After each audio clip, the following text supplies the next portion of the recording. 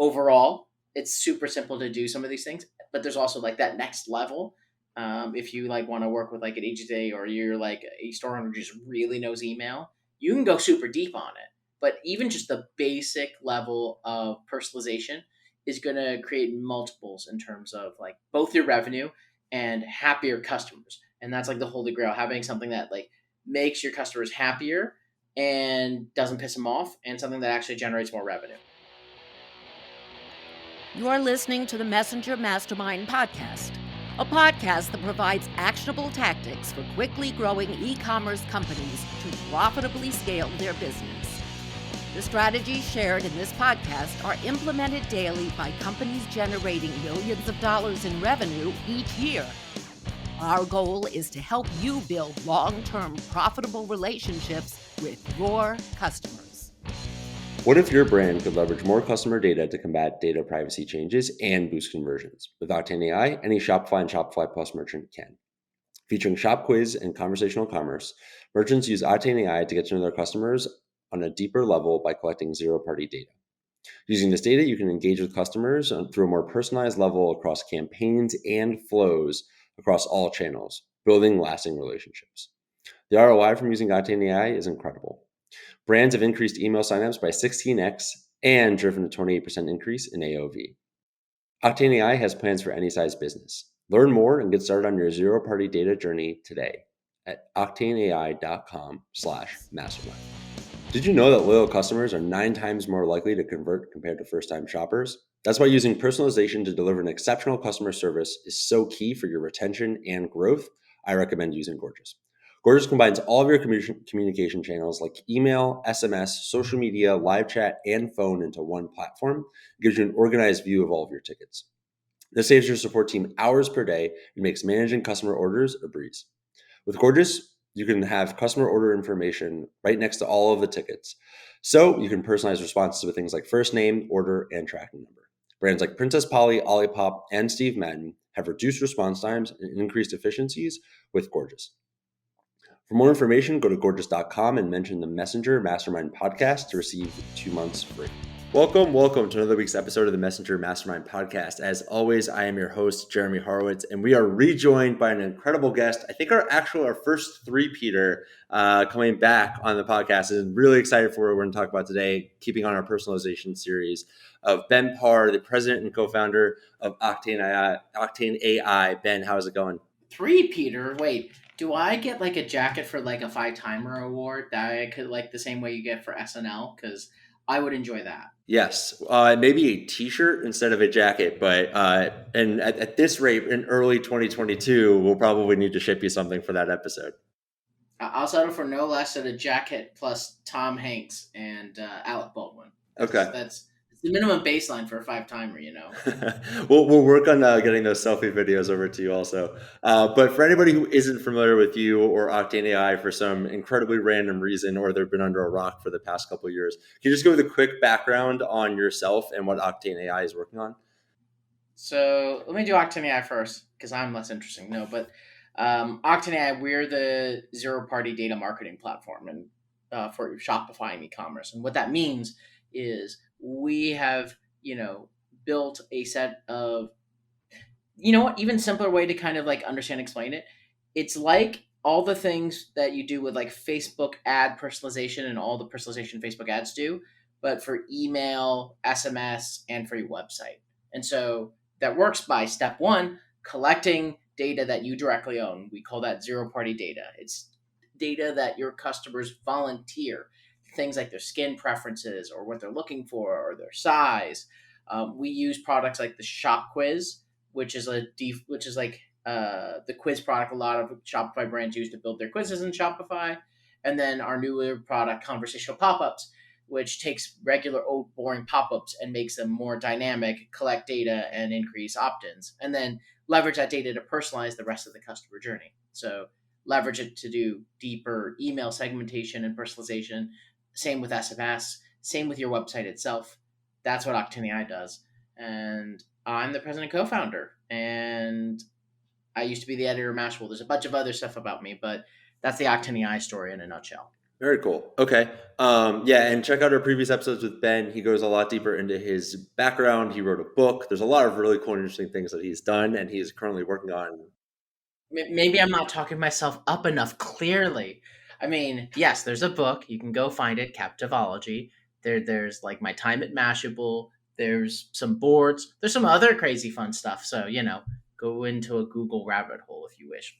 Yeah, you really can fall down one. So I think I love that you brought up zero party data first, because that's honestly something that I've tried to explain to people and probably could use some help doing. So for if you could just give the quick high level overview, because I feel like zero party data is very up and coming and will become a lot more prevalent in the space over the next couple of months. What is it and how is it different from first party data, third party data, or what brands are used to using in the past? So, okay, for the last forever, basically, since Facebook came into existence, e-commerce brands have been very reliant on third-party data to power their acquisition funnel. So, in particular, you utilize oftentimes Facebook ads to bring a lot of customers into your website, into your funnel. Facebook leverages data that it collects from third parties, from its cookies, from tracking users, customers, all that sort of thing. Um, and for you, you're in your funnel as an e-commerce brand. Oftentimes you'll bring people to the site. They might like stay around for a little bit, but they may not give an email or a phone number. They bounce, and then you got to pay Facebook again to bring them back with another ad, a retargeting ad.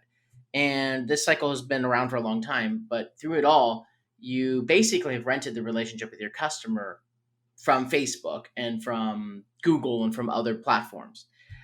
That has fundamentally changed because of the recent data privacy changes with iOS 14.5, which essentially does makes it so that e-commerce ads can't have the same level of information that they used to have, in particular from iOS, and with the eventual what they call, it's a fun word, cookie apocalypse, where third-party cookies are going to slowly be phased out, and the result is the way you've done ads, the way you've built the business with rented relationships is going away. So what's the solution? The solution is to, one, as quickly as possible, get that contact info so that instead of renting, like paying Facebook and others over and over again to bring people back, you have their contact so you can bring them back. And then the second piece is to own your own data around the customer so that you can do your own version of retargeting through email, through SMS, through your ads, especially through your website. And we call the data that you collect, zero party data. So third party data is data that's like tracked by third parties and then like you're borrowing from it. First party data is data that you're tracking, like the behavior of your customers. Zero party data is data that's volunteered directly from your customers. So that's them literally raising their hand saying, like, I am looking for this product and I have this allergy and I have this budget. That's the most clean and pure data you can have. And if you know that, their emails can go from, hi, 10% sale on everything, to, we know you really like the color red, and we know you're shopping for Christmas, and we know that you have this level of budget. Here's the right product set for you. And you could do that from like the first email, which is something you haven't been able to do before. Yeah. Okay. So there's a lot to unpack there, but I think the concept of renting a relationship is really important, because also something that we always talk about is channel diversification of, right, get as quickly as possible getting people off of Facebook onto your own channels. But I think the greatest challenge that everybody has had with that previously is it was that Facebook, the third party data and what they were able to track was kind of the magic of how Facebook worked. Like everybody wanted to, like, why couldn't we do that in an email, or why couldn't we do that in an SMS? So before we dive into all the different pieces, can you just quickly tie, like, how do we capture that information from customers? Or I feel like we should also probably even change our terminology, ask about that data from customers to get it into those platforms. Go from a rented relationship to a real relationship. The number one is like the way to directly ask is, like, you have to directly ask. And so there are ways you could directly ask that are unstructured, things that, like, if you had your entire support team just asking these questions and it wasn't logged anywhere, not really useful in the long run because you can't leverage that data. It's not like put in a way where you could leverage it in, say, like your email platform, like a Klaviyo or an Omnicenter, whichever you might be using. uh, so to do collect data from in a structured perspective, one of the best tools, and this is something we do provide at Octane, is a quiz. where you can like, it's an onboarding experience, it's a guided shopping experience. Ask the key questions in the same way that a store associate might ask it in the store.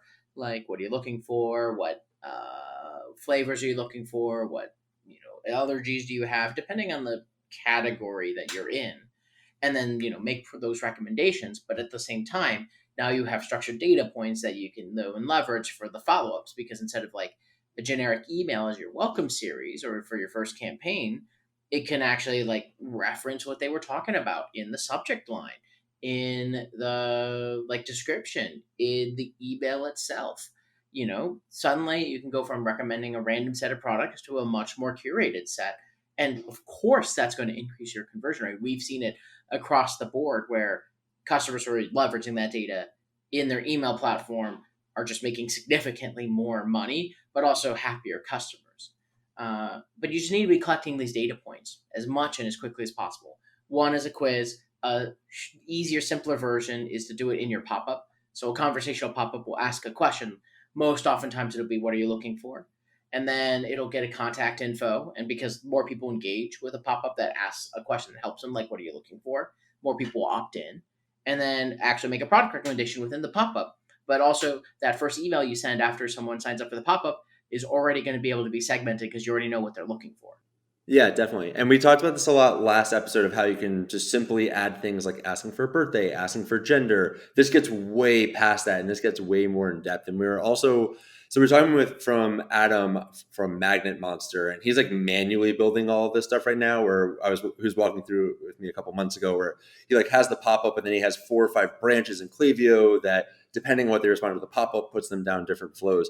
Is there an easier way, if that data is structured properly, like they go through a quiz, they go through that engagement, so that you don't have to build 7 versions of the same email flow to have that dynamic content live in each email?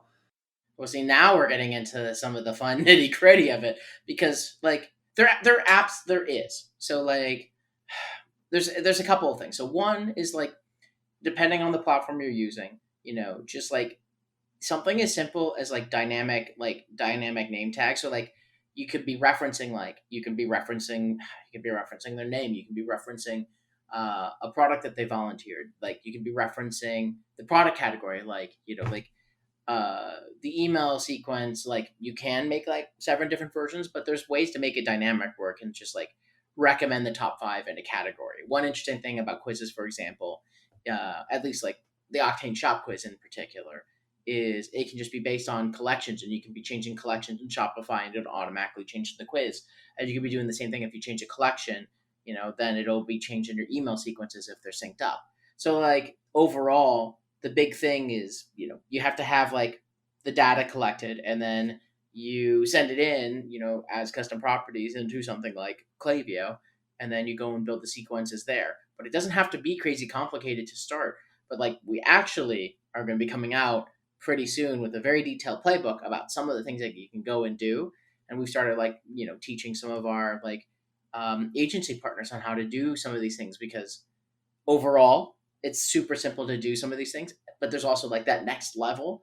If you like want to work with like an agency, or you're like a store owner who just really knows email, you can go super deep on it.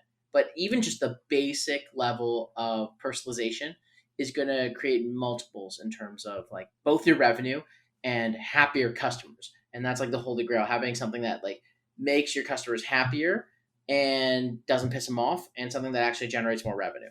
Yeah. And I think even those small touches will make it so much more personal, where it's like I'm not just looking at the generic products that I've either already bought or completely not interested. Like those little touches go a long way in keeping customers happy. So you mentioned some high level, kind of like basic getting started ways that you can make that dynamic.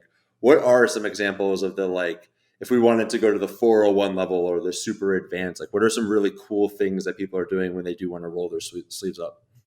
So we're doing this right now actually with a couple of customers, because I'll even tell you like this is some cool, but it's also rather new stuff, because most brands haven't had access to like this level of data before, like ever, because it's been hard to go and collect the data, which is always like number one, right? So first one is like, if you want to kind of go more advanced, like I'll give Klaviyo as an example because I have a better understanding of how their platform works versus others. You would like collect the data in Octane AI. You'd go and sync it with your Klaviyo, and you would use different variables to like have these different keywords, in particular in the title. And so like you might ask something like, how much of an expert are they at your product? How many times have they had soda or eyelashes or something like that? And then you can kind of like reference their experience level in the subject line itself, being like, lashes for a top for you, the expert, right? Versus like lashes for beginners, or, whatever that level of experience. Now you've already like, even that little personalization is already like adding a level, and you can just do that with variables. And then there's parts where you can like hide or show parts of the like emails. And I think for some SMS platforms you can do this too, where you could like hide different sections based on like what they're looking for or what their different expertise. And so you could hide like a section of email if it wasn't relevant. Like they said that they are, simple example, it's a pet store, cat or dog. You can ask that in conversational pop-up. Suddenly you could be hiding all the stuff, that if they say they do not own a cat, you could be hiding all the cat pieces in the email, and you could be keeping the dog pieces. And that makes a ton of sense for your like opening email if you're a pet store that serve, cat owners and dog owners. That's like just like some examples of like some of the simple way, like a little level deeper, like using some of the like more advanced functionality of email platforms like a Klaviyo. But a lot of the email platforms have this kind of functionality, just maybe different terminology. Again, though, it doesn't work at all if you do not have the data itself. That's where like you get screwed up. You have to have the data. And so always step one is to like have the tools that are collecting this zero party data, which is like the quiz and conversational pop-ups being like the big two. Yeah, definitely. And I feel like, okay, so I'm going to try to walk through the user experience and just drop all of the value propositions, because I think there's a couple that I want to focus on, and some other things I think will also just create a lot of net new opportunities, right? So you have the original experience. I go through a fun, engaging pop-up. I share a lot of information about myself. More likely, I'm spending more time on site, and eventually the recommendation at the end of that is going to drive me to products that I'm either actually more likely to buy, or I've been reading a lot of Robert Cialdini recently, and that like, 1 out of 6 will buy something that they get recommended in a conversational pop-up. wow. Okay. Yeah. And the two reasons are, is actually the right product recommended. I've also learned that people will gravitate more towards something that's recommended to them, just because they feel like they have ownership in that recommendation because they gave that information. So you probably have a higher conversion rate on the front end. I know from the last time we talked, you're capturing a lot more emails that you're then pumping into Klaviyo. And I think also this really just speaks like the value of having great integrations among your other tools, because it can trip and power all of these other things. And then to me, the other interesting piece, because I think I was reading something on your site that one of the merchants realized that they thought that a lot of their customers were really advanced, but through the quiz and through the reporting, they found that actually most of them were beginners. So it's also another like interesting data point that like you can completely change your acquisition strategy around that, where my guess is that they're probably doing some dynamic stuff, and it would make enough sense to me to even break out like a funnel for beginners, knowing that large of their customer segment were coming to them for that. And so it's not just the like, we capture data and we're routing it, and now our emails are more dynamic, personalized, and probably also performing better with better open rates and better click-through rates and purchases.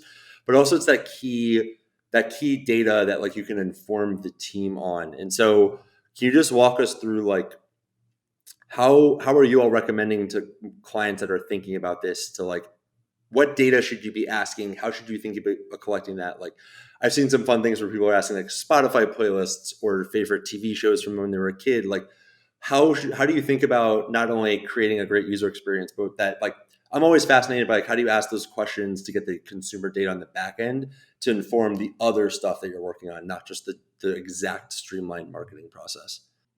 Okay, so there's a bunch there, sequence of events. So first, I would personally recommend get a conversational pop-up up and running. That's like the thing that only takes 5-10 minutes. That's like step one. Like pick the only one question to ask in a conversational pop-up.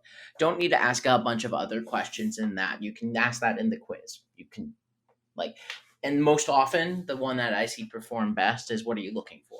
I think it depends on the store. For some stores, they may be, if you have like a single product store, like for example, if you're a teeth whitener, I would be asking something like, like which of these like apply to you? I'm a drinker, I'm a smoker, etc. That would help like inform like the email sequence that comes afterwards of like what your problem is and basically customize the sale.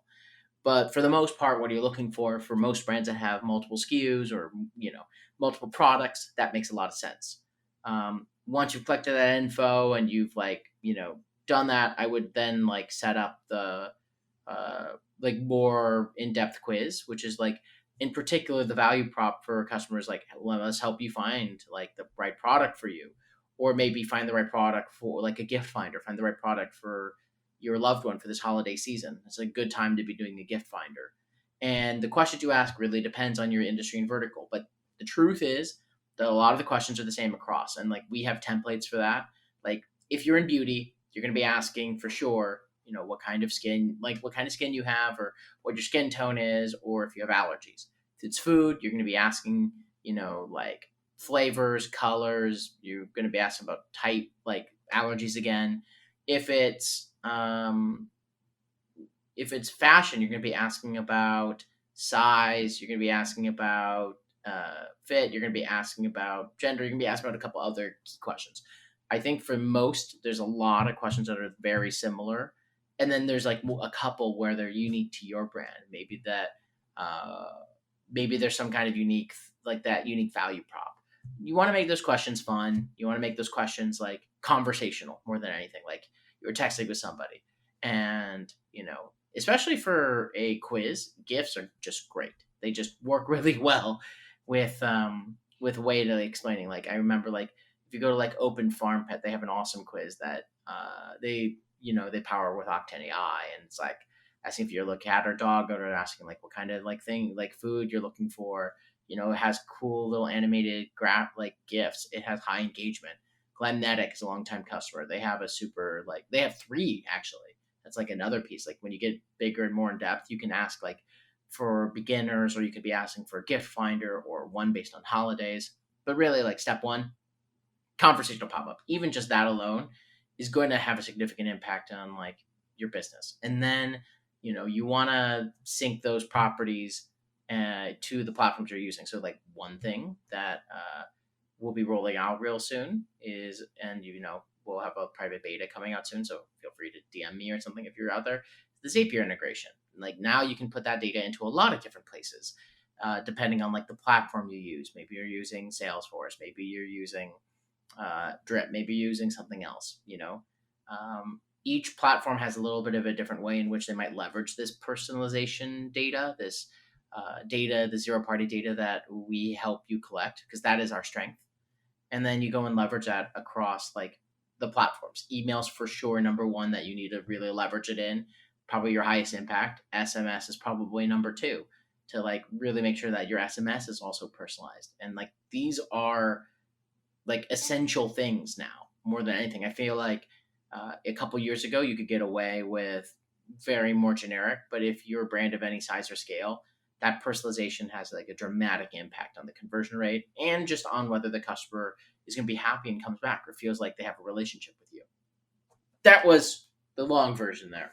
Yeah, definitely. Also, the one thing that you, as you were talking, that I had thought of, that I hadn't really thought of before, is also I'm sure this reduces a ton of customer support as well, because a lot, right? Like everybody knows that Wizmos are probably the number one, but number two is just like, I need help. I need a further explanation. I'm not sure what I'm looking for, and just routing people. So it'd be interesting to also see like, because I think everybody's trying to figure out how they turn their customer support team into like that retail, the digital version of that retail sales team. I think there's an interesting way to like scale out from an automated perspective the quiz to then on the back end have a human step in to like close the sale if there are any questions, and if not, like the quiz can just put them through. So I think that's really interesting as well.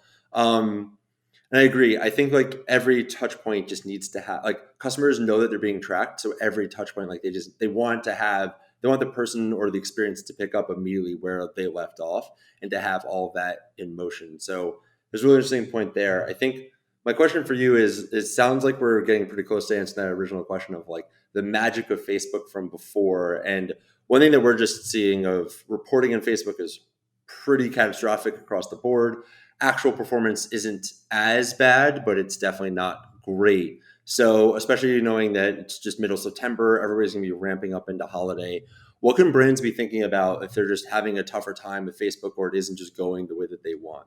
I mean, first one is, unfortunately, it will likely get worse before, like, it will probably get worse. Like, what we actually have seen with some of our customers and brands is like, as like time passes, from as more people opt out of iOS 14.5 and more time passes, the data Facebook has is getting less relevant, and so the conversion rates are dropping and the cost for acquisition is going up.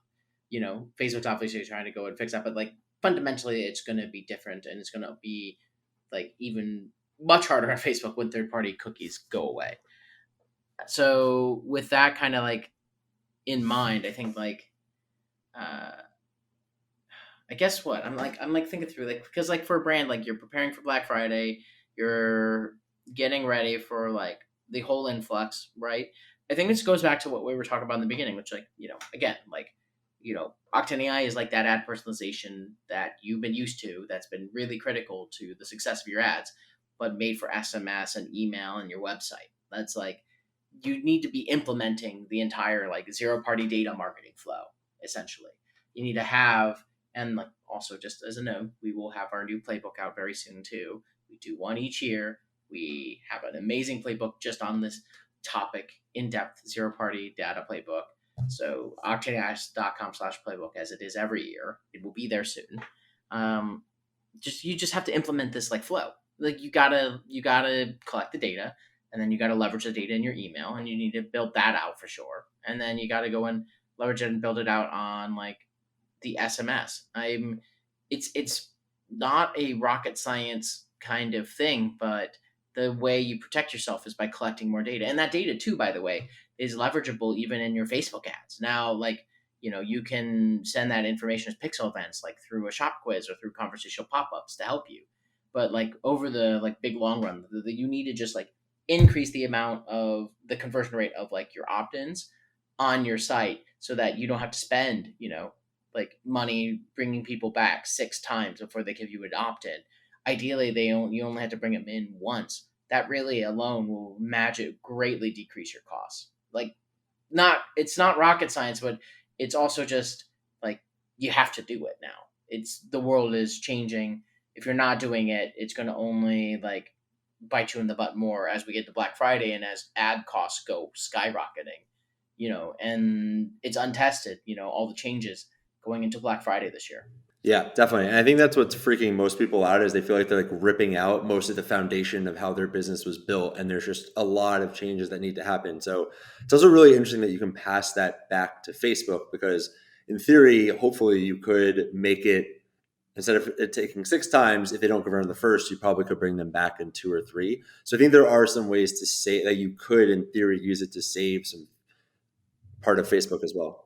And leverage it too in other channels. Like, Octane AI started with Facebook Messenger. This is called Messenger Mastermind. And so you can leverage that data internally in Octane and other, for Facebook Messenger personalization to like create custom like lists and things like that. This is like another way to pass it over to Facebook. But yes, like, you can pass it over to Facebook ads itself to go and like help you with better ad retargeting.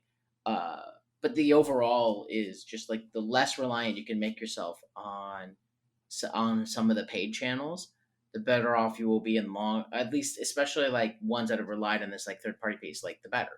I'm also seeing a lot of brands like leveraging and investing more into some other diversification of channels, like, TikTok being an example that comes to mind that they're leveraging. But again, it's all the same thing, which is like, if you're spending the money bringing people from TikTok to your website, spend as much effort as you can maximizing the chance that they give you their contact info, they give you something, so email, phone number, when they come to your site, so that you can do the rest of the retargeting, through email and through your website and through SMS, which is much cheaper than, paying for another ad view or another ad click from TikTok or Facebook or any other paid channel.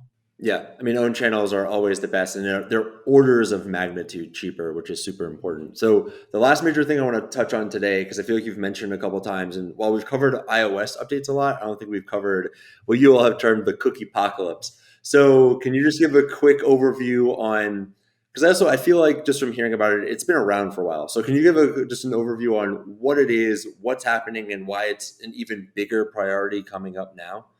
So, Cookie Apocalypse is a Google thing in particular. And they pushed the date to 2022. But essentially, you know, when you have done your like display ad, retargeting, things like that, it's tracking like the activity you're doing on other websites. Google is on basically every website, so it can understand that you're looking at this product, you're looking at this thing across like different websites, and traditionally it's leveraged that data so that like when you go back, you go to you know uh you are looking at blue shoes on Tom's or something. I don't know if they do this, but lots of brands do.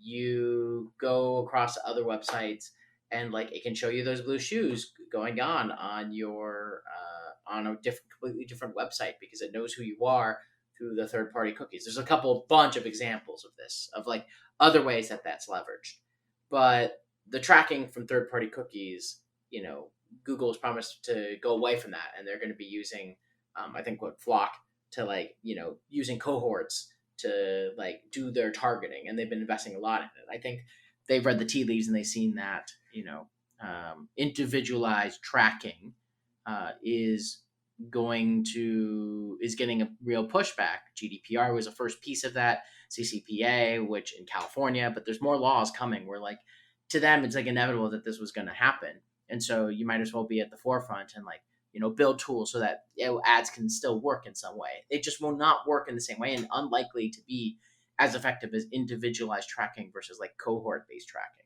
So overall result is that basically the way that traditional ad retargeting has worked will probably be broken. And it's not yet 100% clear how all of that will work or play out, or how well Flock will work, and like some of those pieces. And it's always a chance that they push it back a little bit, but it's going to happen. It's inevitably going to happen. So again, like it's the same answer to how do you go and deal with, like, that's what the cookie apocalypse is, right? It's not that first party cookies are going away. You're going to still like accept cookies on a first party site so that they can that's how they track if you're logged in or not. That's not going away. To be clear, it's not all cookies. It's just like third party tracking across like third party cookies being put across a whole bunch of sites, specifically Google. Result, you know, is the same, which is if you just collect your own data and you have your own data, you're going to be in a much better position than, if suddenly like Google ads go haywire when like that switch happens. And not just Google ads, but a lot of other kinds of advertising are really based on like the third party cookies, right? And if, Chrome, for example, doesn't support the same kind of third party cookie thing, then like a lot of ad platforms, if they don't do dramatic changes, will not be able to like work as they have. And in fact, frankly, there's probably some where there's no amount of changes they can make that will work. So again, like if you're like, it's already been, and it's also been happening. I know I'm going through a lot. It's been happening for the last like decade. Like in the early days, a decade ago, it was cheap to bring a lot of traffic through Facebook ads and other kinds of ads. It's steadily gotten more expensive over time. You can still find deals, but I think the days of, that being the primary channel, may very well, go away, or at least be a much smaller portion. And the more that you can do earned, the more that you leverage multiple channels, the more that, more than anything, you can be collecting your own zero party data. That's the future. Yeah, definitely. I feel like Google just watched Facebook get publicly dragged with iOS and everything else, and we're just like, you know what, we're going to take a step back here and not go through this ourselves. But yeah, I agree. I mean, I think, right, it's just different versions of the same problem in different places that businesses are overly reliant on. And what's really been encouraging for, at least on my side, is I feel like we've been preaching the retention, building up your own channels for a long time. And the brands that really did meaningfully invest in that 2, 3, 4 years ago are seeing email and SMS account for 30, 40, 50% of their revenue today. And what's awesome is it's like, I feel like those were the more difficult days where the tools weren't as evolved. There weren't ways to enrich that data a lot. And so now I feel like there's a lot more from an infrastructure perspective to facilitate this push in a really meaningful way, which is really exciting. So I know you're super busy. I know you've got a lot of stuff going on and you're running around. I have a couple last questions for you that I'd just like to ask everybody. So my first one is, what's one piece of content, I know you've got plenty, but the rule is it cannot be your own, that you highly recommend everybody that's listening check out? And it could be anything. It could be a blog post, a guide, book, video, podcast, whatever you think is just really worth checking out.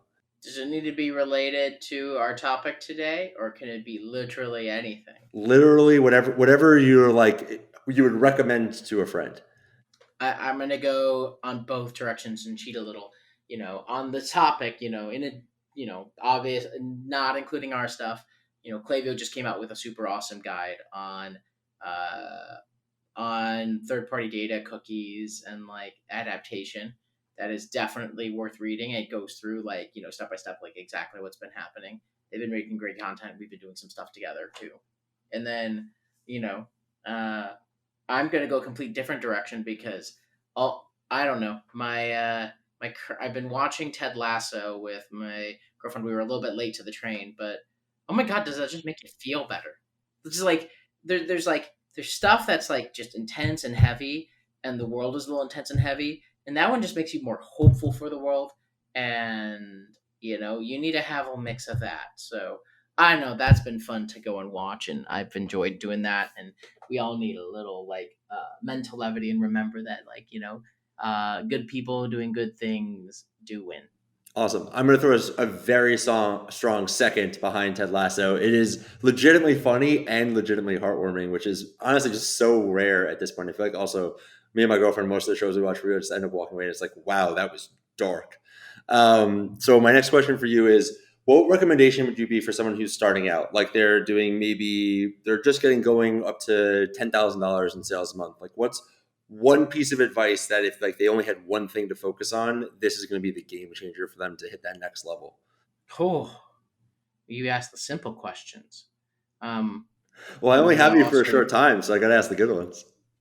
I mean, I'm gonna do one that is ours, and I'm gonna try to do one that's not. I mean, ours is conversational pop up. Like, look, traditional pop ups have 4%, 5%, 6% conversion rates. They're poor.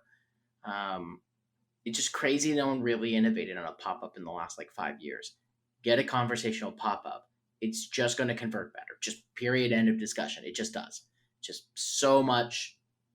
A third of people who see a conversational pop up interact with it. That's a crazy stat. I know. 33%. 33% on average.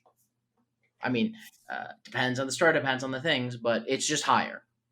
The, I mean, on the non octane side, like again, it's not all rocket science. But if you're starting out, you know, there's like, there's all this nurture stuff that we've talked about, but also, when it comes to like customer acquisition, I think there's a lot of investment that can still be made on the influencer and micro influencer side where I know a lot of brands where they launched not by ads but by really having a good program to reach influencer micro influencers who you know can cost a lot less than the ad spend and have a much higher return. It's just about targeting the people who are really relevant for your audience, and there's a lot more tools like Grin and others that are really good at doing this. So I would invest a lot more time into that. There's like TikTok influencers especially, just